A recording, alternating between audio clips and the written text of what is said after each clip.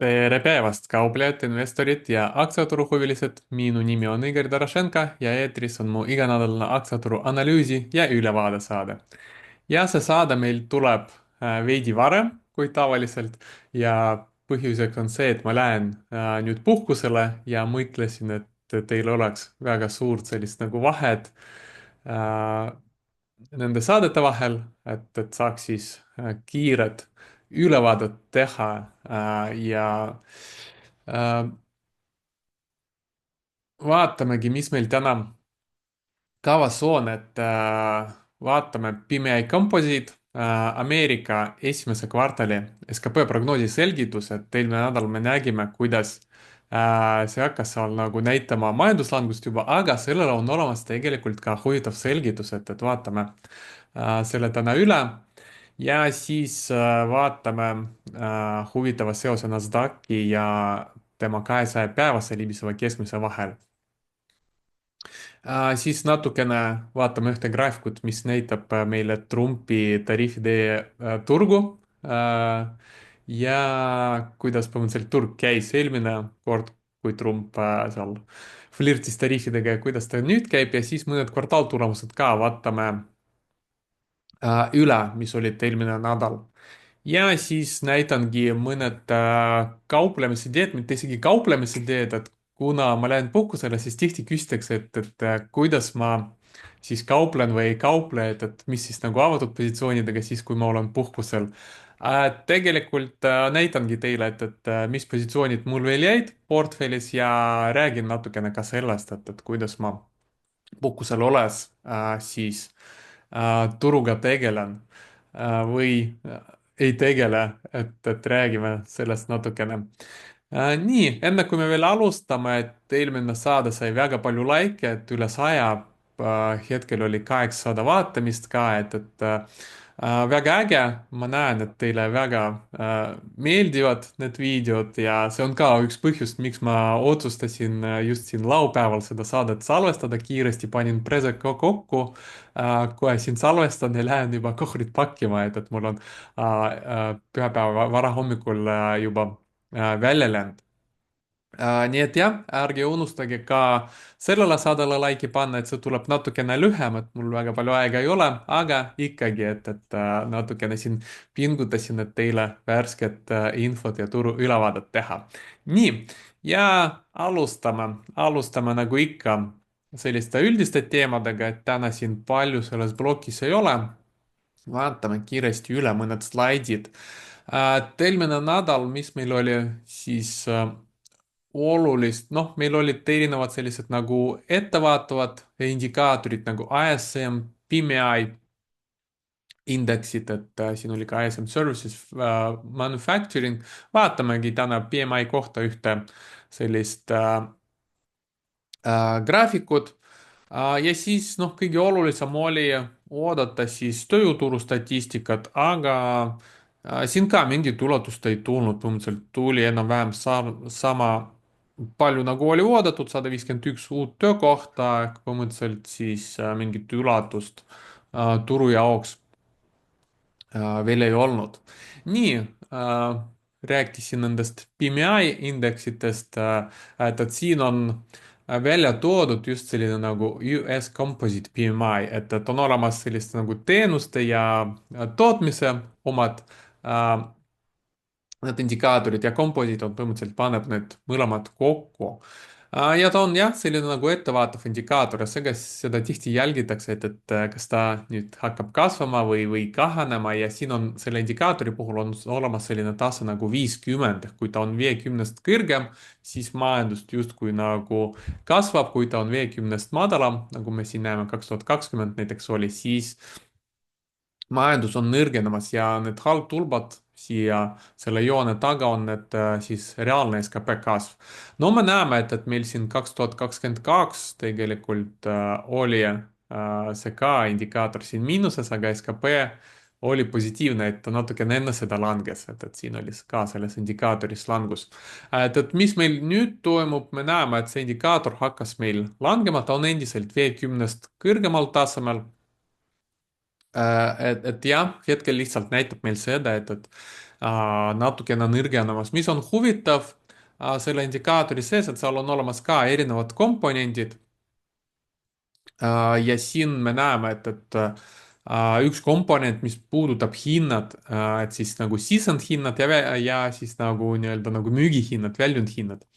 Ja me näeme, et siis põhimõtteliselt siin on ka see tase 50, kui on 50-st kõrgem, siis oodatakse siis kõrgemat inflatsiooni, kui on 50-st madalam, siis oodatakse inflatsiooni aeglustumist.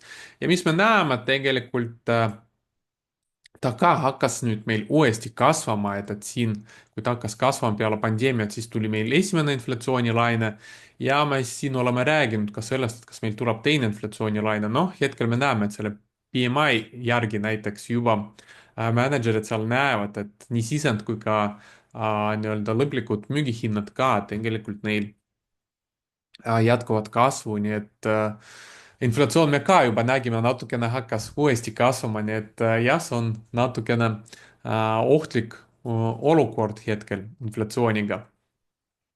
nii, järgmine graafik, mis me vaatasime ka eelmine nädal, oli siis Atlanta Fedi nii-öelda nagu skp hinnang. ja siin nad üritavad siis aru saada, mis tuleb siis 2025 esimeses kvartalis skp. ja siis me nägime, et ta järsult neil hakkas langema, et alguses prognoosis kuskil üle 2% kasvu ja nüüd järsult eelmine nädal kukkus siin -1%-st madalamale ja siis eelmine nädal uute andmetega tuli veelgi madalama, et põhimõtteliselt siis hetkel ennustatakse siin justkui -2,5% majanduslangust esimeses kvartalis.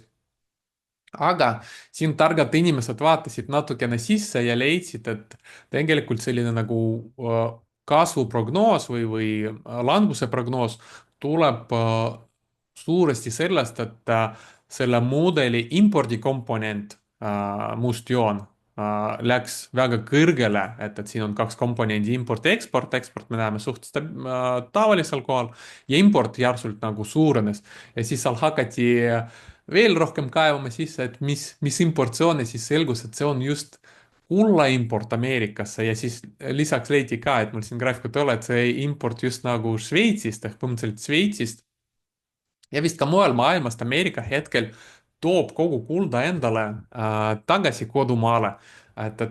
Noh, see on huvitav areng ühelt poolt nagu siis oli selgitatud, et selles nagu mudelis need impordid nagu ja ka kulla import miskipärast omab sellist nagu osakaalu, aga tegelikult kui päris SKP-d arvutatakse, siis seda ei võeta arvesse, ehk siis tegelikult reaalne SKP ei pruugi nii halb tulla. Nii et jah, et võib-olla siis oli üleliigne reaktsioon sellele nagu langusele, et noh, teiselt poolt võib-olla tekib teine kahtlus, et miks Ameerika otsustas nüüd järsult kulla nagu endale tagasi koju tuua, et miks nad impordivad nii palju kulda, et kas see ka viitab mingile kriisile, mis on tulemas või midagi sellist, et väga huvitav et räägitakse krüptoreservist, aga tegelikult me näeme, et kuld on endiselt väga hinnas nagu reserv keskpankade jaoks. nii järgmine graafik meil siin näitab siis Nasdaq 100 ja Nasdaqiga oli see huvitav areng, siis et eelmine nädal ta esimest korda üle aasta aja sulges siis oma 200 päevast libisevast keskmisest madalam. ja põhimõtteliselt see iseennast ei tähenda veel midagi. siin on väga oluline, mis juhtub järgmise 2 nädalaga. et põhimõtteliselt iga kord, kui S&P või Nasdaq langes 200 päevast libisevast keskmisest madalamale peale seda pikat tõusu ja siis, kui järgmise 2 nädala jooksul veel turg langes -3,5%, siis meil tuli karuturg. kui järgmise 2 nädalaga ta langes ei langenud väga palju, vähem kui 3,5%, siis järgmise aasta tulemus oli positiivne. nii et meil tulevad nüüd väga olulised 2 nädalat, mida jälgida, mis hakkab Nasdaq tegema ja siin me näeme tegelikult seda statistikat, et 2000 peale seda, kui ta sulges 200 päevast libisevast keskmisest madalam, 2 nädalaga veel langes -6,8% ja siis aastaga tuli meil 2000 karuturg -43%, siis 2008 oli sama areng, -6,2%, siis aastaga ja ka 2022 tegelikult ka oli sama areng. Et kõik kolm viimast sellist nagu karuturgu oli ennustatud selle signaaliga. Ja põhimõtteliselt jah, me näeme, et kui kahenädalane siis langus oli -3% nagu madalam ja suht tihti ta jääbki nagu nulli juures tegelikult, et jääbki konsolideerima seal 200-päevase libiseva keskmise juures, et madalamale ei lähe, siis tegelikult me näeme, et siin suht hea tulemust tuleb järgmise aastaga, nii et jah siin jälgime nii kaua, kui ma olen siin puhkusel paar nädalat, et järgmine saade meil siis tuleb, järgmine esmaspäev ei ole ja siis 24. märts ma olen tagasi juba, siis teeme saadet ja siis põhimõtteliselt meil ongi 2 nädalat möödas ja siis vaatamegi üle, et mis meil turg tuli ja siis võime siis eeldada, et kas meil hakkab tulema karuturg või midagi paremat.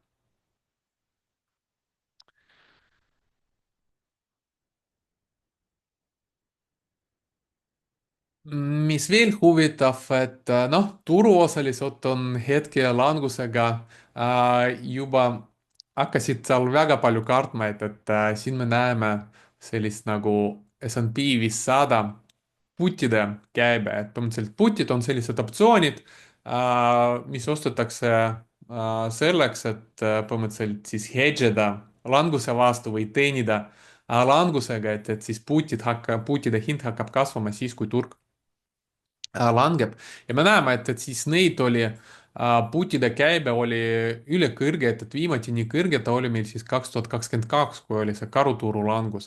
nii et jah, hetkel siis selle langusega, mis oli turuosaliselt juba said päris suure, kuidas öelda, kartuse või hakkasid nagu päris suur hirm juba tekkis meil ja kui nii palju panustatakse juba edasisele langusele, siis no tegelikult see võib olla meil mingi ajutine põhi. Huvitav graafik, mis näitab ka seda, et võiks olla see ajutine põhja, võiks uuesti kasvama, kui me paneme kokku kaks graafikut, et esimene on oli siis, kui Trump seal mängis esimest korda tariifidega, siis kui ta oli esimest korda oma ametiajast 2016 alates. Ja me näeme, et roheline joon näitab meil, kuidas S&P 500 käis, noh, suht kaootiliselt, et kogu aeg nende tariifidega oli seal selline nagu närvilisus ja mis on huvitav, et kui pannakse nüüd, mis turg teeb, ehk Trump tariifs 2.0, siis tegelikult me näeme, et see punane joon käib suht sarnaselt selle rohelisega ja isegi siin nagu tõus-langus oli samaaegselt, nii et siin nüüd vaadates seda ajalugu, nüüd võib juhtuda, et meil turg tegelikult hakkab tõusma. Nii et jah, väga huvitav korrelatsioon, vähemalt selline nagu tariifide algus, vaatame, kas ta tulevikus jääb kehtima, see korrelatsioon või mitte. nii, vaatame siis kiiresti mõned kvartaaltulemused üle, mis olid eelmine nädal, mõned huvitavad. esimene on CrowdStrike. CrowdStrike raporteeris meil kvartaaltulemused, mis olid parem kui analüütikud ootasid. me näeme siin kasum aktsia kohta oli parem kui analüütikud ootasid, käibe veidi parem kui analüütikud ootasid. aktsiahind reageeris küll langusega -6% peale kvartaaltulemust, et mis analüütikutele ei meeldinud, noh, kui me vaatame kvartaalselt, me näeme, et käibe ilusti kasvab, et oli jällegi rekordkäibe, mis ka mulle siin pildil ei meeldi, et kui me vaatame kasumlikkust, et siin hakkas kasumlikkus tekkima ja siis viimast 2 kvartalit ta hakkas siin vähenema ja eelmine kvartal meil oli siis isegi kahjum. et see areng ilmselt ka turule ei meeldinud, mis viis aktsia hinna madalamale. kui me vaatame aastat tervikuna, kuidas eelmine aasta siis läks, noh, me näeme siin endiselt väga hea areng käibes, et firma kiiresti kasvab. Üle-eelmine aasta kasum oli juba tekkinud, aga see aasta või see viimane aasta me näeme, et EBITDA oli küll positiivne, aga just selle nagu 2 viimase kvartaliga me saime siin praktiliselt nagu nulli või väikse kahjumi. nii et siin on edasi vaja jälgida, et kas ta järgmistes kvartalites, kas kasum tuleb tagasi, hakkab kasvama või mitte, et see on hetkel tundub olevat see negatiivne selle aktsia jaoks. Guru Focuse mudeli järgi hetkel on isegi fair'i value'd õiglaselt hinnastatud klassikalised meetrikud, noh, kuna ta on kahjumis, siis P-ratio't hetkel ei ole, tulevane P-ratio 71,8, et võib-olla natukene kõrge, arvestades sellist nagu kasumi arengut, mis me hetkel siin näeme. Järgmine on Holdings, selline nagu hetkel siis enamik tema käibest tuleb jalatside müügist, uus tegija turul ja olen siin juba Tallinnas mitmes poes näinud ka nende tossud. Pole ise veel katsunud, aga aktsia tundub olevat päris huvitav, et nad raporteerisid tulemused, me näeme, et siin kasum oli oluliselt parem, kui analüütikud ootasid, et 36 senti aktsia kohta analüütikud ootasid 20 kõigest ja ka kasum oli käibe oli parem, kui analüütikud ootasid, et hind siin enne kvartaaltulemust oli languses ja peale kvartaaltulemust isegi tõusis 5%. No nüüd turulangusega läks uuesti veidi madalamale. Tulemused visuaalselt, kui me vaatame, siis me näeme, et see kvartal on veidi nõrgem oli kui kolmas kvartal, aga samas, et tal on ka vist sesoonsus, et kolmas kvartal on parem, me näeme, et siis eelmine aasta ka neljas oli veidi madalam ja siis hakkas käive uuesti kasvama, nii et siin võib olla sama areng. Ta on juba ilusti kasumis, et võrreldes eelmiste kvartalitega me isegi näeme, et siin kasum ka kasvas, et aastaselt ka väga hea areng, firma väga kiiresti areneb, käibe areneb, kasum me näeme aastast aastasse kasvab. nii et siin on kõik selles mõttes, näeb välja ilus. Peer ratio 55, tulevane 31 ja võib-olla natukene kõrge, et siin Guru Focus ka ütleb, et modestly overvalued tema mudeli järgi, noh, tuleks siin natukene suurem korrektsioon, eriti kui 40 või 30 dollari juures, seal ma seda aktsiat juba tahaks oma portfellisse lisada, et hetkel ma ei ole sinna investeerinud, et üks kommentaar mingi hetk siis mulle soovitati sinna aktsiasse sisse vaadata, siis me tegime siin fundamentaalset analüüsi, et mulle see ka meeldis, aga noh, kogu see aeg ta on olnud meil siin ülehinnatud, et ma tegelikult, mulle see firma meeldib, aga ma ootan, millal ta muutub kas õiglaselt hinnastatuks või nagu siin oli allahinnatud, et mul pigem meeldib nagu investeeringuna just osta siis, kui head firmad saab ka hea hinnaga, mitte väga kallilt. nii, järgmine kvartaal tulemus on Zscaler, ka selline nagu IT-valdkonnast, tech-valdkonnast ettevõte. Nad raporteerisid ka üsna head kvartaaltulemust, me näeme, et siis 9 sendi võrra oli kasum aktsia kohta parem, kui analüütikud ootasid. Ka käibe oli ka parem, kui analüütikud ootasid, see käibe kasvas ka 24% võrreldes eelmise aastaga, et siin firma isegi andis järgmiseks aastaks prognoosi paremat, kui analüütikud ootasid, äh, et ühesõnaga jah, kõik ilus oli seal tulemustes, kui me vaatame visuaalselt, siis me näeme ka, et firmal ka ja areng, käibe kasvab. Ta on muutumas siin kasumlikuks, me näeme, et ta oli rohkem kahjumlik, siis üks kvartal oli siin juba kasumlik, siis siin EBITDA on positiivne, aga netkasum on siin nagu nulli juures, et no loodetavasti siis järgmistes kvartalites, kui käibe jätkab kasvu, siis saab juba stabiilselt kasumlikuks muutuda, et temal selle kvartaliga finantsaasta ei lõppenud, et siin saame vaadata TTM kvartaalselt nii-öelda 4 kvartalit kokku, trailing 12 months, siin me ka näeme ilusat arengut, et põhimõtteliselt käibe kasvab, EBITDA kasvab, noh, varsti vist muutub kasumlikuks ka aastases vaates. Valuatsioonid hetkel siis PRH Teolat tulevane 58, Guru Foxa mudeli järgi, kusjuures ütleb, et on juba modestly undervalued, et veidi allahinnatud isegi, et võiks olla väga hea hinnang ja tegelikult väga huvitav, kui ma vaatasin, mis gurud teevad.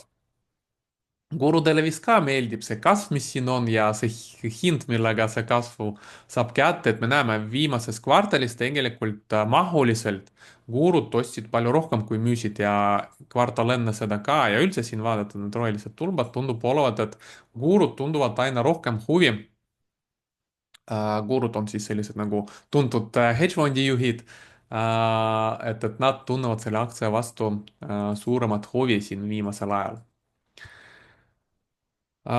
mina ka võtsin siin tegelikult reedel positsiooni ja näitangi teile seda. täna ja siis räägin, kuidas ma kavatsen siis puhkusel olles jälgida oma avatud positsioonid. Ja järgmine kvartal tulemus Veeva Systems, ka väga huvitav tarkvaraettevõte, et pakub sellist nagu meditsiini, biotech ettevõtetele põhimõtteliselt veebi tarkvara nende vajaduste jaoks. ja põhimõtteliselt ka üsna huvitav ettevõte raporteeris ka kvartaaltulemused, mis ületasid analüütikute ootusi, et kasum oli 16 sendi parem, kui analüütikud ootasid, see kasvas, käibe kasvas 14% võrreldes eelmise aastaga. Ja prognoosi põhimõtteliselt nad andsid samasuguse nagu analüütikud ootasid enam-vähem. Aktsiahind reageeris positiivselt, me näeme siin +7% hüppas, reedel jätkas tõusu, et tulemust olid raporteeritud kolmapäeval peale turgu sulgemist, et neljapäeval ta esimest korda reageeris. kui vaadata käibe ja kasumi arengut, no siin kõik ilus näeb välja, et käibe kogu aeg kasvab, väga ilus kasumlikkus juba olemas, et selline nagu raha trükkimismasin, mis trükib aina rohkem ja rohkem raha aastaselt. me näeme ka väga hea areng, et käibe kasvab, kasum kasvab, valuatsioonide järgi peer ratio 57, forward 30, et noh, selline nagu okei juba sellise ettevõtte puhul. me näeme, et siin ka Gorufox valuatsiooni järgi, et ta on hetkel fair'i valued, õiglaselt hinnastatud. nii et jah, võib-olla üsna huvitav investeerimisidee ka. nii, ja viimane kvartaaltulemus, et Broadcom neljapäeval raporteeris kvartaaltulemuse. Siin kasum oli veidi parem, kui analüütikud ootasid, käibe enam-vähem sama, nagu analüütikud ootasid. Ja aktsia hind reedel küll reageeris siis tõusuga +8%. Kvartaalselt me näeme, et siin 2023 kolmandast kvartalist alates siin hakkas käibe ilusti kasvama, enne seda oli suht nagu stabiilne. siis üks kvartal meil oli siin kahjum ka, aga üldiselt me näeme, et siin trend kasumis ka ülespoole, et päris hea areng, marginaalsus on ka päris hea. Broadcomil ka ei lõppenud finantsaasta, seega me vaatame siin TTM, trailing 12 months. siin me ka näeme, et ilus areng viimases kvartalis, rekordkäibe, kasum hakkas taastuma. nii et selle ettevõtte puhul ka siin pilt näeb ilus välja. Valuatsioonid hetkel on võib-olla liiga kõrge, 94 peaaegu peer ratio, kuigi see peaks kiiresti paranema, et forward peer ratio on juba 25. kuigi Gurufox valuatsioonimudeli järgi siin on significantly overvalued, et oluliselt ülehinnatud, et ta võiks selle mudeli järgi veidi veel äh, rohkem korrigeerida. nii, see on kõik kvartaaltulemustega, vaatame siin siis, mis meid ootab ees see nädal, et see nädal on siis kõige olulisem inflatsiooniinfo, me näeme, et siis meil kolmapäeval tuleb CPI ja neljapäeval PPI ehk selline siis inflatsiooniinfo, et viimasel ajal inflatsioon meil on hakanud kasvama. nii et vaatame, mis numbrid tulevad meil nüüd veebruari kohta, et mis inflatsioon oli siis veebruaris, kui sealt tuleb väga suur negatiivne üllatus ehk inflatsioon tuleb väga kõrge, no siis see võib üsna negatiivselt turgu mõjutada, sest väga kõrge intressimäär tähendab seda, et Federal Reserve võib uuesti hakata intressimäära tõstma või jääb samal tasemel kauem aega ja see põhimõtteliselt võiks negatiivselt mõjutada firmade kasumitele. et seetõttu on siis see negatiivne, kui sealt tuleb vastupidine üllatus, et oodatust madalam inflatsioon tuleb, no siis turul võib ka ralli tekkida. nii et jah, need on olulised siis sündmused, mida jälgida. lisaks sellele mõned huvitavad kvartaaltulemused ka tulevad, et nendest firmadest, mis ma jälgin ise, on Oracle ja Asana esmaspäeval raporteerivad kvartaaltulemused. siis kolmapäeval Adobe ja siis neljapäeval DocuSign. Need on siis sellised ettevõtted, mis ma ise jälgin, et aga muidu jah, väga palju muid väiksemaid ettevõtteid ka veel raporteerib äh, tulevasel nädalal kvartaaltulemusi. nii, lähme siis saade teise osa juurde ja vaatame siis, mida oodata turust see nädal ja vaatame siin kõige rohkem siis selliseid tehniliseid pilte. Alustame siis S&P 500 ja Russelli sellisest nagu üldisest graafikutest, nädalased graafikud. Me näeme, S&P 500 eelmine nädal tuli päris korralik langus, -3%, et siis 26-nädalane libisev keskmine sai murtud, et nüüd käib selle järgmise libiseva keskmise test 50-nädalase. Mis siin on negatiivne areng, me näeme, et Force Index läks väga palju madalamale, ehk tegelikult selle langusega oli päris tugev müügisurve ja see annab mulle sellise vihje, et tegelikult no siin kiiret taastumist oodata ei ole, et võib-olla siin siis selle languse või peale langust sellist nagu veel konsolidatsiooni võtab veel aega, tavaliselt peale nii sügavat langust Force Indexis me nii kiiresti ei taastu. Üldine selline nagu kauaaegsem trend on ikkagi ülespoole, aga lühiajaline trend nagu pooleaastane, mis on siin defineeritud 26-nädalase libiseva keskmisega, see hakkas juba eelmine nädal siin langema ja impulss on punane, et keelab siis osta see Alexander Elderi impulsisüsteem. Nii et jah, väga pikaajalises perspektiivis oleme veel tõusvas trendis, aga lühiajaliselt me näeme juba siis langustrendi. ja Russellis on pilt natukene kehvem veel, et siin me näeme juba suuremat langust, et siin me langesime ka 50-nädalast libisevast keskmist madalamale, et siin on ainukene tõusev trend on veel 200-nädalane, nii-öelda kõige pikaajalisem, aga lühemaajalisemad trendid on juba liikunud madalamale, siin on ka kinnitatud juba madalama tipuga. Ja ka Force Index tegi ka uut madalat põhja, nii et siin on ka negatiivne areng. et kõik vihjab sellele, et see langus nii kiiresti nagu ei peatu ja me võime ka natukene sügavamat langust näha.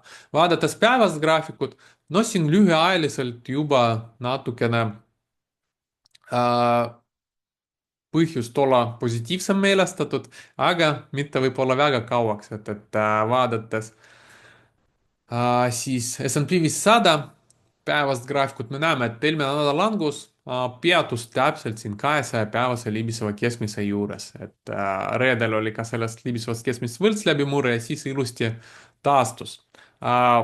Force Index me näeme, et see korrektsioon oli tegelikult palju tugevam kui eelmised. Force Index annab meil sellest teada, et siin oli päris tugev müügilaine. Mis edasi, siin võib juhtuda, vaatame ka veel TradingViews, aga noh, siin suure tõenäosusega 200-päevast libisevast keskmist meil tuleb põrge vastu langevaid 22 ja 50 päevase libiseva keskmise, siis mõnda aega me võimegi nende kahe libisevate keskmiste vahel olla. Et see nädal siis kõige rohkem ootaks siis, et see 200-päevane libisev keskmine peaks vastu ja me saaks põrgata. et kui see ei pea vastu, kui me jätkame, sõltumata sellest, et turg on juba nagunii väga ülemüüdud, et kui ta sellest ülemüüdud seisust, et ei põrga, see tavaliselt viib mingi suure krahhini, nii et kui siit me murrame sellest 200-päevast madalamale ja jätkame langust, siis võib-olla tuleb väga sellised nagu laiad tulbad ja väga järsk nagu langus. Vaadates Russellit, no siin on juba libisevad ka 200-päevast libisevast keskmisest palju madalamale läinud, et reedel oli ka selline nagu reversal. et siin on ka tegelikult oodata nüüd põrget vastu neid langevaid libisevaid keskmiseid pigem see nädal. Miru turuanalüüsi tabel näitab siis sellist pilti, et VIX meil on siin võrreldes eelmise nädalaga kasvanud, et 23 juba, aga andis reedel meil jällegi ostusignaali, et kohe vaatame. Multivix endiselt neutraalolekus ka võib see nädal ostusignaali anda. ja rämpsvõlakirjad lõpuks läksid ka neutraalolekus, et mis oli huvitav selle kogu languse juures, kohe ka näeme, et pole ammu sellist asja näinud, et rämpsvõlakirjad kogu selle turulanguse ajal olid suht tugevad. New High New Low endiselt bearish olekus ja siin üle pika aja näiteks see indikaator läks natukene bullish'eks, selles mõttes, et päris bullish ta ei ole, aga no ta on neutral olekus, et S&P 500 kohtus nüüd lõpuks rämpsvõlakirjadega, et ei perform'i paremini kui rämpsvõlakirjad. Et tegi selle korrektsiooni ära. Industry Group endiselt bearish ja S&P 500, nagu me nägime juba, selline nagu poolenädalane libisev keskmine hakkab juba langema, ehk seal juba tekkis selline nagu lühiajaline langustrend. Siin ka läks bearish olekusse ja yield curve endiselt on partly inverted. Ja mul kommentaar selleks nädalaks on siis, no me näeme siin ainult kollast ja punast, seega see on bearish neutral kindlasti. Aga jah, siis on juba oodata mingit põrget see nädal, et ja miks seda põrget on oodata ja mis tingimustel võiks tulla päris hea põrge. Vaatamegi siin siis turuindikaatorit, et täpsemini aru saada. Rämpsvõlakirjad, see areng, mis ma rääkisingi, et me näeme siin rämpsvõlakirjades tegelikult oli üsna hea tugevus, sõltumata sellest, et S&P 500 siin langes. Et ja see S&P 500 langus, me näeme nüüd, nad kohtusid põhimõtteliselt rämpsvõlakirjadega. No mis nüüd võiks edasi juhtuda, et nüüd vaatame, mis suunas mõlemad hakkavad liikuma. Kui rämpsvõlakirjad teevad samal tasemel või jätkavad tõusu, siis meil võiks tulla siin hea põrge S&P 500-s. Kui nüüd rämpsvõlakirjad hakkavad langema, siis S&P 500 läheb koos rämpsvõlakirjadega ja siis lõpuks kukub ka kiiremini kui rämpsvõlakirjad. Nii et jah, siis rämpsulekirjade puhul ma jälgin seda arengut. VIX VIX andis reedel uuesti ostusignaali, et siin tegelikult selle langusega meil oli üsna mitu ostusignaali, et siin oli esimene, siin oli teine, siin oli kolmas ja siis reedel tuli neljas. Et põhimõtteliselt, kui me vaatame, et tegelikult noh, siin väike peatus toimus, siin väike põrge toimus, siin ka toimus väike põrge ja nüüd viimase signaaliga meil ka väike põrge algab. Et põhimõtteliselt nagu ma tõin välja, et selle signaali miinus on see, et ta ei ütle, kui suur põrge tuleb, kas tuleb nagu siin oli selline nagu parem ralli või nagu siin viimasel ajal sellised ühepäevased peatused või jõnksud ülespoole.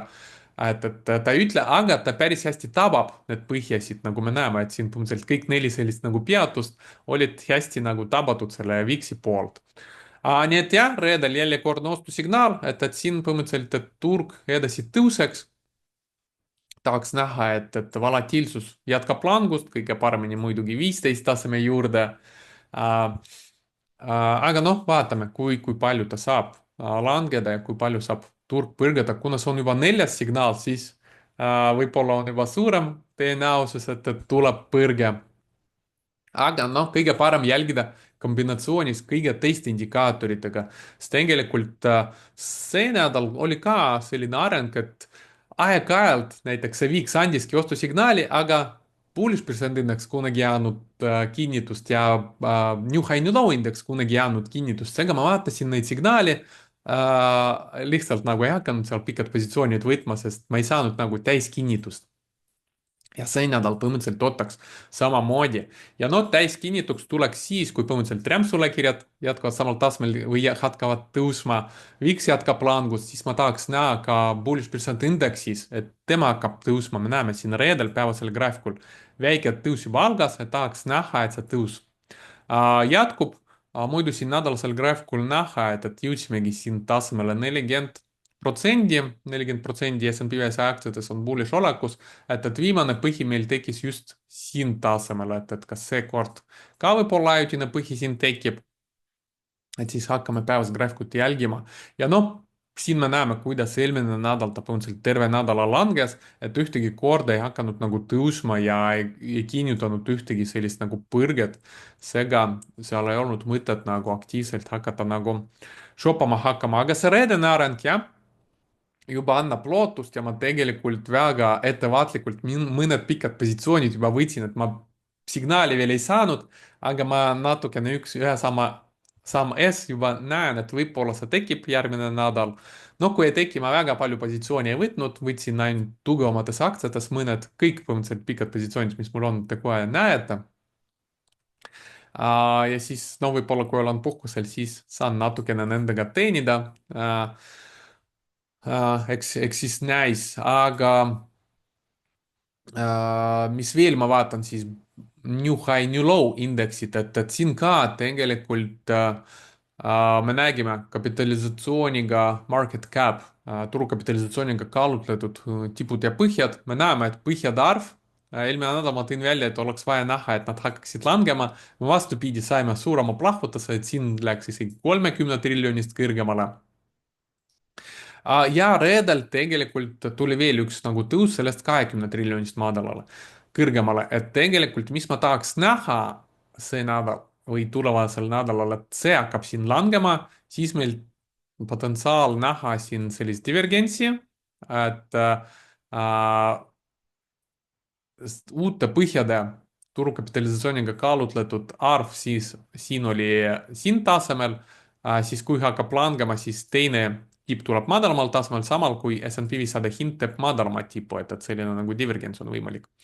ja kui me vaatame arvuliselt, siis siin me ka näeme tegelikult, et siin eelmine nädal oli suurem langus, siis põhjade arv siin praktiliselt oli 2800 ja viimase langusega siin oli ainult 1200, et kui siin tõus jätkub, põhjade arv jätkab langust, tippude arv jätkab tõusu, siis siit tulebki nagu kõige parem kinnitus. ja mis ma kõige rohkem jälgin, et siis see põhjade arv läheks 500-st madalamale, see oleks väga hea, ja siis see tipud miinus põhjad, et see vahe hetkel meil on 333 miinus 1200, see on umbes seal -950. kui see vahe läheb ka -500-ks madalamale, et kogu see nädal ma jälgisin, kas see läheb või ei lähe, siin oli peaaegu ta on läinud, et -505 oli või midagi sellist. et napilt ei läinud, ei tulnud seda ostusignaali ja siis nagu rallit ei tulnudki turule, et see nädal ma jälgin, kui see tuleb, siis meil võibki tulla sellist nagu suuremat põrget, et põhimõtteliselt selliseid asjad ma tahaks näha kõikidelt indikaatoritelt, et hakata ostma. noh, kuna ma olen puhkusel, ilmselt ma ei hakka ostma, aga teile siis nagu infoks, et mida jälgida. kui meil tuleb selline nagu rohkem krahi moodi, siis see uuesti hakkab siin tõusma, põhjade arv hakkab tõusma nii arvuliselt kui ka mahuliselt ja tipud jäävad siin nagu nii-öelda nagu keldris, siis me võime saada suuremat sellist crash'i liigutust madalamale, aga see on nüüd väga-väga vähe tõenäoline. aga kuigi see on väga väike tõenäoline, seetõttu see võibki tulla nagu selline nagu suurem langus, et kuna kõik juba ootavad põrget, seda ei tule, siis lõpuks kõik juba käed üles, anname ala ja siis kõik hakkavad nagu müüma ja sellest tekib selline nagu paanikamüük. nii siin väike reklaam veel, et 12-14 mail meil on planeeritud järgmine aasta kauplemismeistriklass koolitus, et kui teile just meeldib see saada teine osa, tehniline analüüs, kauplemine, kuidas kauplemissüsteemi üles ehitada ja nii edasi, nii edasi, et põhimõtteliselt väga palju huvitavat infot minu poolt sel koolitusel, et kui teil on huvi, siis linki leiate selle video all ja kohtume siis juba mais järgmisel koolitusel. nii, lähme nüüd TradingView juurde ja vaatame siin siis kõigepealt indeksit ja siis minu hetkel siis avatud positsioonid, mis positsioonidega ma puhkusele lähen ja mõned siis kauplemisidee lisaks kõige tuntumates aktsiates, mida võib-olla kõik jälgivad. nii, SMP 500 nädalane graafik, nagu me juba siin arutasime, et esimene suurem asi, et siin see 22 nädalane libisev keskmine hakkas langema, et see kõige lühemaajalisem trend hakkas allapoole minema. me murdsime läbi sellest toetustasemest ja praktiliselt testisime selle 50 nädalast libisevat keskmist. Et eelmine nädal ma tõin välja sellist nagu huvitavat teooriat, et võib-olla kui eelmine nädal me veel põrgame ja teeme uut rallit, siis ajalehtedes igal pool räägitakse, et meil on uus all-time high ja siis meil tuleb järsk selline nagu langus ja algab karuturg. Siis tegelikult, kui ma vaatasin need graafikud see nädal, siis mulle hakkas tundma, et võib-olla see on juba juhtunud, et siin meil oligi see pikk konsolidatsioon ja vot siin see jõnks ülespoole, et see new all-time high, mis on tekkinud, võib-olla see oligi juba see areng. Ja siis tegelikult me näeme juba 3 nädalat suht tugevat langust, et noh, nüüd järgmised 2 nädalat näitavad meile, kuidas seal NASDAQ käitub ja kas meil tuleb selline nagu karuturu signaal, mis on varem olnud 2 nädalaga. See veel selgub, aga mul hakkas jah tekkima see mõte, et see teooria, mis ma eelmine nädal rääkisin, et võib-olla see on juba realiseerumas. Uh, nii, vaatame päevast graafikut, mis siin päevasel graafikul huvitavat, noh, nagu me juba mainisime, et siin jäi seisma täpselt 200-päevase libiseva keskmise juures, tegi võlts läbi murret ja mis on veel huvitav, kus see langus peatus, siin on ka samaaegselt -3 ATR.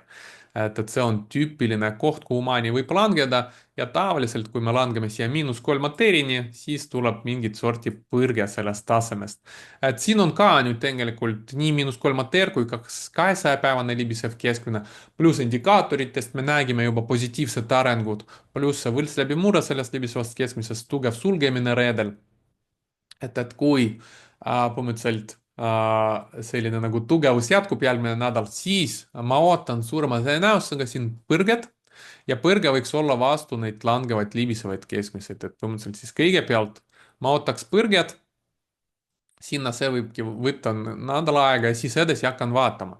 kui me saame sellest nagu kõrgemale libisevatest keskmist, siis testime neid nagu toetus, formeerib kõrgem põhi, siis me võime uuesti hakkama kasvama kui aga see põrge toimub vastu libisevaid keskmiseid ja siin siis tuleb vastupanu ja hind hakkab uuesti langema, siis meil siin tekib esimene madalam tipp võrreldes selle tipuga ja siis meil võib hakata arenema siin juba selline nagu langustrend.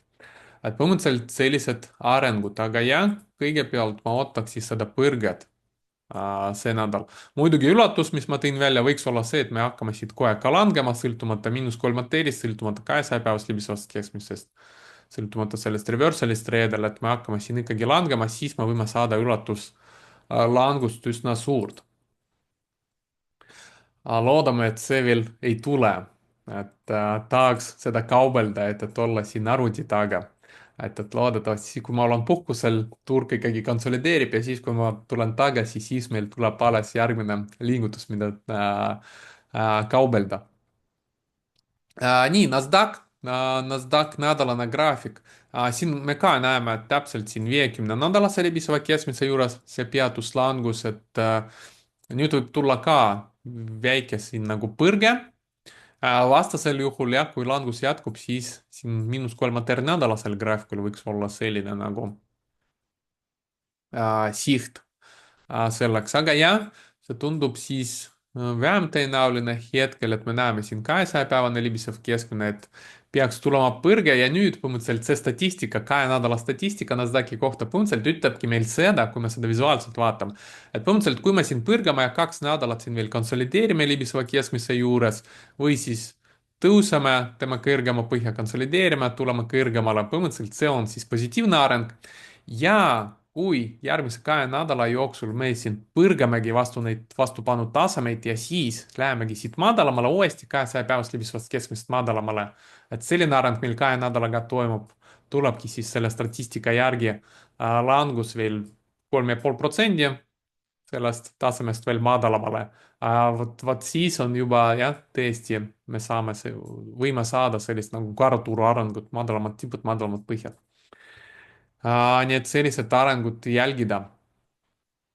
Dow Jones on tegelikult teistes hetkel endiselt veel tugevam, eelmine nädal oli tugevam, üle-eelmine nädal ja siis eelmine nädal tegelikult, no siin korrektsiooni seisma me näeme ikkagi veel siin 22 nädalase libiseva keskmise juures, et kõik teised indeksid langesid juba, aga mitte kõik NASDAQ ja S&P selle 50 nädalase libiseva keskmise juures, nii et jah, siin Dow on tegelikult endiselt tugevam. Et me näeme, et ta siin isegi 200-päevaseni ei langenud, -3-ni ei langenud. Et vaatame, võib-olla siis tema hakkabki nagu rohkem langema ja võtab teised indeksid endaga kaasa või siis ta ikkagi siin suudab ka põrgata vastu neid langevaid libiseid keskmiseid. ja kõige nõrgem hetkel on siis Russell, nädalane graafik. Eelmine nädal just rääkisin sellest, et kui see 50-nädalane libisev keskmine ei pea vastu, siis järgmine peatus on 100-päevane libisev keskmine, et täpselt siiamaani me langesime eelmine nädal. No siin on nüüd ka tegelikult mingi põrge on juba oodata, et siin 3 nädalat järjest juba langus on olnud, et mingi põrge võiks tulla, kui ei tule, siis siin on järgmine tase, mida võiks testida. Vaadates päevast graafikut, et miks on siin põrget ikkagi oodata. No me näeme, et siis päevasel graafikul ka siin -3 arteeri juures. Siin tegelikult sai 200-päevane libisev keskmine juba läbi murtud. Ja siis me näeme, et tegelikult on siin kõik libisevad keskmised, selline nagu klaster libisevatest keskmistest on olemas. See võiks olla selline nagu hinnamagnet, et hind võikski proovida põrgata vastu seda taset ülemüüdud seisundist, et kui hind on -3 arteeri juures või väljaspool -3 arteerist, siis see tavaliselt näitabki sellist nagu ülemüüdust tehnilist ülemüüdust. Nii et jah, siin võiks tulla see põrge, peamine areng, mis ma ootaks. Et halvemal juhul siis edasine langus vastu seda taset. Aga Russelli puhul jah, siin on juba näha, et tegelikult kui ta põrkab siin vastu neid tasemed, et siin on palju suurem tõenäosus, et teeb madalamat tippu ja läheb madalamale, et siin juba Russelli juures me mingist tugevusest enam põhimõtteliselt ei räägi, et siin on juba väga selge päevasel graafikul selline nagu langustrend.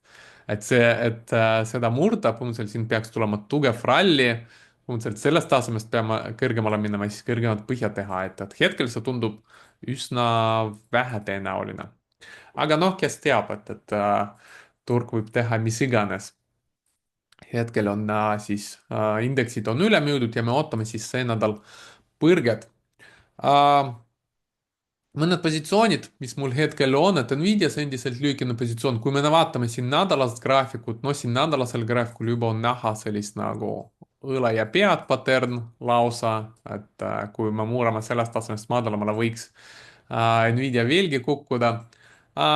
Ma siin oma positsiooniga ei ole midagi veel teinud, et ma näitasin, kuidas ma seal shortisin peale kvartaaltulemust tunnisel graafikul, siis mul oli seal esimene kolmandik kasumist võetud ja tegelikult siin -3 arteeri juures see on natukene madalamale läinud, aga mul on siis teine kasumivõtu order siin.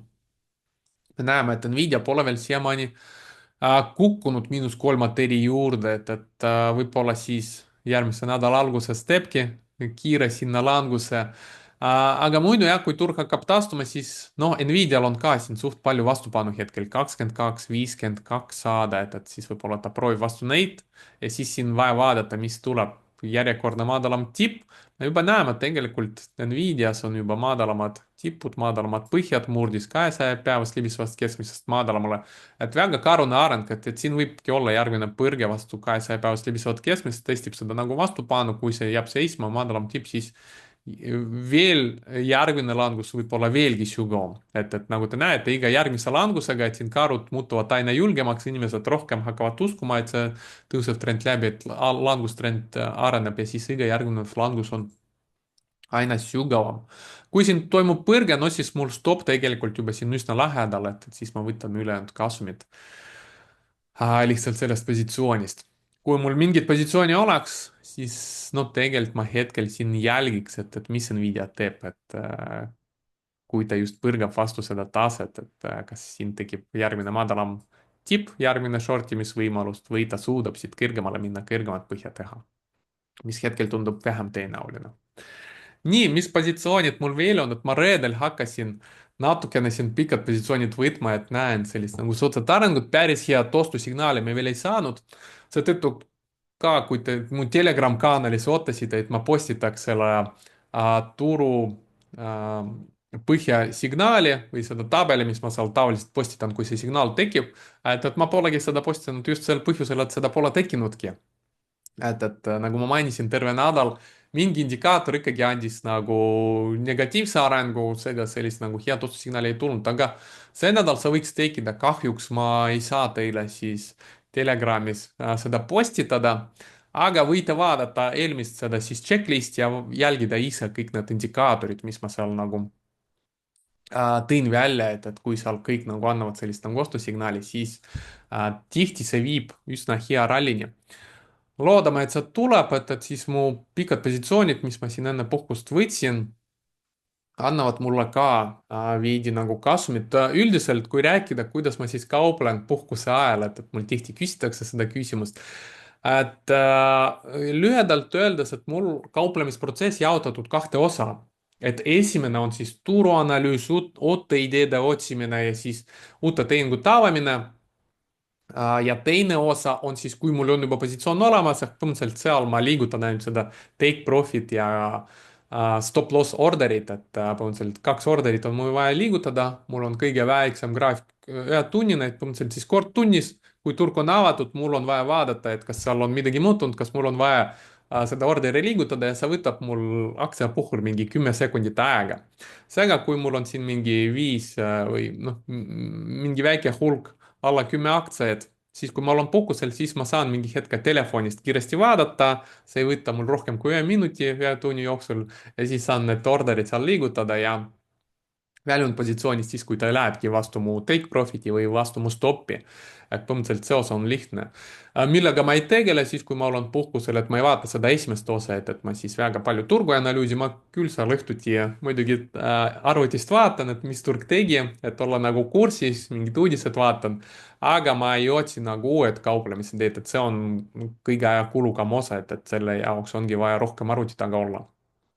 et puhkusel ei taha seda teha, nii et jah, mul on siis nüüd avatud positsioonid, mul on seal stopid, kasumivõtuorderid pandud ja siis ma suht lihtsalt saan nii-öelda nagu muude asjadega tegeleda ka puhkusel nii-öelda puhata nii, Uberi puhul siis ma võtsin pika positsiooni, et mis mul Uberi puhul meeldis, et just selle langusega, mis meil oli eelmine nädal, esimene langus siin on toimunud vastu libisevat keskmist ja eelmine nädal tegelikult ta oli külgsuunas siin libiseva keskmise juures, konsolideeris, tegi isegi siin võlts läbimurre ja üsna hea kõrgem põhis informeerumas, et siin oli peale kvartaaltulemust ralli, siin Bill Ackman ka mainis, et ta on Uberi ostmas. Nii et siin on positiivne taust ka olemas ja kuidas ma positsiooni võtsin, tegelikult siin reedel, siis kui ma nägin, põhimõtteliselt siin põhi oli formeerunud, kõrgem põhi ja siis siin hind läks libisevates keskmist kõrgemale, et siin paar tundi enne turu sulgemist. siis ma võtsin siin pika positsiooni, siin oli väga selge koht, kus stopi panna. ja siis põhimõtteliselt kuidas ma seda positsiooni juhtin, et mul on siin esimene kasumivõtu order, siis põhimõtteliselt noh, kui ma olen puhkusel ja turg või Uber hakkab kukkuma, siis läheb vastu stopi, siis ma saan kahjumi siin ikkagi. aga kui ta jätkab siin tõusu, läheb vastu esimest kasumivõtu orderi, siis ma saan juba stopi liigutada samale tasemele, kus ma sisenesin. ja siin saan esimest kasumi, et siis läheb veelgi lihtsamaks, et siis panen teise kasumivõtu orderi ja siis liigutan siin vaikselt stopi kord tunnis või kord 2 tunni jooksul, et siis sõltuvalt, kas turg on kiire või selline aeglasem. Ju ka üsna huvitav firma, et selle kohta me ka tegime siin tehnilist fundamentaalanalüüsi, et kui te pole vaadanud, siis võite üle vaadata, et endiselt üldiselt üsna hea arenguga firma, et ma olen ka seda jälginud siin, kus ta oli siin 200 päevas libisevat keskmist testinud, aga põhja ta ei informeerinud, ta läks madalamale, aga tegelikult siin sai üsna hea põhja formeeritud, sellist nagu topeltpõhja lausa. oli kvartaaltulemus ka, millele ta reageeris justkui negatiivselt, aga peale seda hakkas taastuma ja sõltumata sellest, et turg oli langemas, te näete, et tegelikult terve eelmine nädal see aktsia tõusis. et kui ma näen selliseid nagu tugevamaid aktsiaid, mis lähevad vastu turgu, no ilmselt seal on mingi tugev ostja, kelle keegi väga tahab neid aktsiaid osta, et isegi selline üldine turulangus ei mõjuta.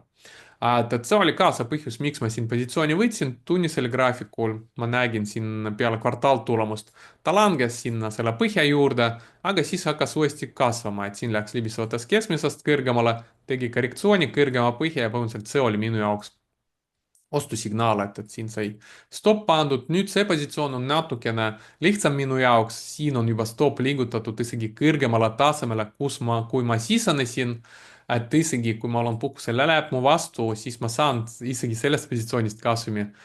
Aga kui läheb kõrgemale, siis mul on siin esimene kolmandik kasumivõtuorder pluss 3 ATR tunnisel graafikul ja järgmine on siis pluss 3 ATR nädalasel graafikul, kui läheb nii kõrgele või päevasel graafikul, jah. Siin siis pluss 3 ATR, et siin on ka see samaaegselt, siis me näeme siin vastupanu tase, et see on põhimõtteliselt see siht, kuhumaani ta võib hetkel tõusta. MCHP, Microchip Technology, et see aktsia on enne seda turulangust, me näeme siin päris palju juba langenud ja tegelikult siis, kui üldine turg hakkas langema, siin ta juba hakkas taastuma, et siin oli esimene ralli ja siis eelmine nädal ka, pange tähele, et ta ei ole üldse nagu siin langenud, külg suunas kauples ja formeerus siin kõrgemat põhja. Et seetõttu ma ootan siin edasist tõusu vastu pluss 3 päevasel graafikul, eriti kui turg hakkab taastuma. Ja kuidas ma siin võtsin positsiooni, siin ma võtsin isegi natukene varem, et siin ma võtsin siin seda positsiooni, et ma nägin siin põhi, siin rallis, siin tegi selline võlts läbi murra, hakkas rallima, libisvatas keskmisest kõrgemale, ma võtsin pika positsiooni, stopp miinus 3 mateeria juures. No me näeme, et ta natukene veel siin konsolideeris, turg endiselt langes, see aktsia jäi samal tasemel, et seda oli ka lihtne nagu hoida, et kui sa näed, et aktsia on tugevam kui turg ja sul on pikk positsioon, siis seda on lihtne hoida. Ja põhimõtteliselt nüüd hakkas veidi rallima, kuna ma lähen puhkusele, ma stopi ka natukene juba tõstsin kõrgemale, sinna esimene kasumvõtuorder pluss 3 ATR tunnisel graafikul ja põhimõtteliselt sama areng nagu teiste aktsiatega, et võin siin veel väikest kahjumit saada või siis, kui turg hakkab taastuma, põrkama, siis läheb vastu pluss 3 ATR-i, siis järgmine kasum panen pluss 3 ATR päevasel graafikul. Et siin muud mõelda ei ole vaja, et noh, kuna mul on väga selline nagu süstemaatiline kauplemine, väga selged kasumi ja stop-lossi tased, siis kui ma olen positsioonis, siis ma ei pea üldse nagu mõtlema ja seetõttu mul ei olegi vaja need positsioonid väga palju jälgida, et see annabki võimaluse ka omada mingid positsioonid, kui oled puhkusel ja üldse 2 viimast puhkust mul oli üldse niimoodi, et ma sain sellist nagu tugevat ostusignaali turult enne puhkuse minekut. See eelmine aasta see oligi siis aprilli lõpus,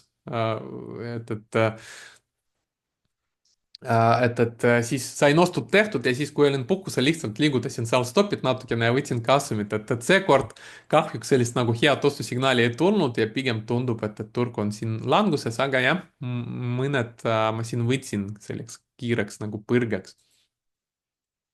Nii, Celsius Holding.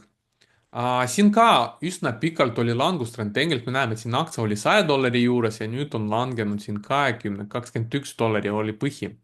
Nüüd siin peale viimast kvartaaltulemust oli üsna positiivne areng, et siin tundub olevat põhi leitud, peale kvartaaltulemust oli ralli väljaspoolt pluss 3 ATR-i, siis oli korrektsioon ja nüüd tundub, et ta formeeris siin esimest kõrgemat põhja, et võib hakata siin vastu pluss 3 ATR-i uuesti kasvama, et just reedel ta andis ka sellist nagu ostusignaali siin ja kinnitas sellist kõrgemat põhja.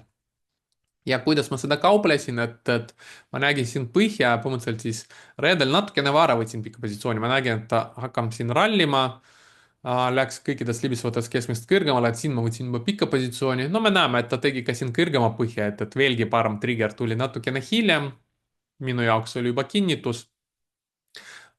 Stop mul juba ka tõstetud siia tasemele, et alguses ta oli veidi madalam, et ka natukene siis juba vähem riskin kui esialgselt positsioonis ja siis ka siin esimene kasumivõtuorder juba pluss 3 ATR tunnisel graafikul. Et loodame, et siin Celsius ka rallib tugevasti. Ja siis Zscaler, mille kvartaaltulemuse me just vaatasime ka.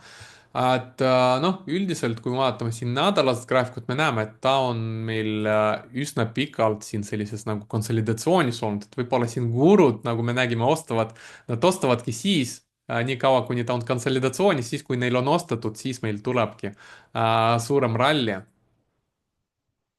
Üldiselt jah, nädalasel graafikul hea areng, päevasel graafikul ka me näeme, et tegelikult no ta on siin, võib öelda, et kanalis üsna pikalt juba kauplemas, et just leidiski siin alumise kanali juures toetuse, siis peale kvartaaltulemust me nägime üsna head rallit kõikidest libisevatest keskmisest kõrgemale. Et võib-olla üritabki nüüd seda vastu ülemist taset või vastu pluss 3 rallida. Mina jälgisin siis, kuidas ta peale kvartaaltulemust, kuna reaktsioon oli hea, siis ma ootasin korrektsiooni ja me näeme, et tunnisel graafikul see esialgne ralli väljaspool pluss 3 siis langus, siis reedel ma jälgisin ka, kuidas ta kaupleb, et alguses avanes kõrgemal tasemel, langes vastu libisevaid keskmiseid ja siin formeerus kõrgemat põhja, et siis siin ma võtsingi pika positsiooni selles aktsias. Kuna ta on juba rallinud, et mul on see positsioon plussis, siis ma juba stopiga tõstsin palju kõrgemale tasemele ja siin on juba esimene kasumivõtu order. Et kas sellist positsiooni julgen siis endaga puhkusele võtta? Ja viimane positsioon, mis mul on, et mul neid jah, ei ole palju ja siis ongi Nvidia ja oli veel Snapchat oli ka. Kusjuures Snapchat on juba väga ammusest ajast lühike positsioon endiselt veel alles. Snapchat ja Nvidia oli lühikesed ja need, mis ma tõin välja, on siis siin nii pikad positsioonid, et väga palju positsiooni ei ole, et ma olen käinud ka puhkusel, kus mul oli rohkem positsiooni, et tundub, et see puhkus, mul ongi rohkem puhkust tulemas. kuigi ma kunagi puhkusel väga palju siin nagu ei jälgi, et selliste nagu avatud positsiooni jälgimine, see on tegelikult väga, väga lihtne. nii, Google'i puhul, mis ma siin jälgisin, et põhimõtteliselt nädalasel graafikul siin ma nägin, et ta leidis toetust lõpuks siin 50 nädalase libiseva keskmise juures. Me näeme, et tegelikult ajaloos see 50 nädalane libisev keskmine on üsna hea toetustase. nii et ta võib sellest vähemalt nagu, ei pruugi uus ralli tulla, aga vähemalt mingi põrge võiksid nagu tulla. Et ajaloolise 50 nädalane libisev keskmine hoiab üsna hästi.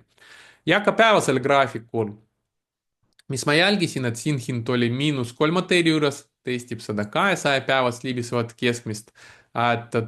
Nagu ka siin eelmine kord, et oli selline nagu võlts läbimurre, siis ta sellest taastus, et me näeme, see 200-päevane libisev keskmine ka suht hea toetus tavaliselt Google'i jaoks. Nii et jah, siit ma ootan natukene siis põrget, et võib-olla vastu siis neid libisevaid keskmiseid, võib-olla natukene kõrgemini, 190 see nagu vastupanu tase, mis siin on. Põhimõtteliselt sellist nagu põrget ootan. Kuidas ma siin positsiooni võitsin, no see on kusjuures kõige selline nõrgem positsioon, mis mul on, et selle puhul ma olen võib-olla kõige rohkem nagu mures.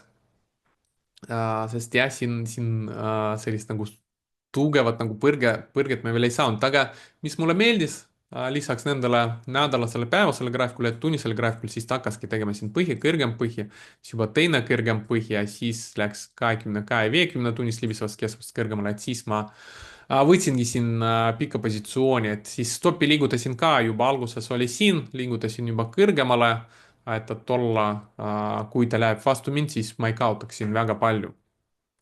ja esimene kasumivõtu order on siis +3 tunnisel graafikul. Nii et jah, sellised positsioonid, kavatsen neid siis jälgida puhkusel olles. Ja selleks saadeks on siis kõik, tegin sellist nagu kiiret saadet, kuigi võttis vist jällegi tund aega, et on teil mida siis järgmine nädal vaadata, siis ülejärgmine esmaspäev meil siis saadet ei tule, 17 märts ja siis 24 märts tuleb siis järgmine saade.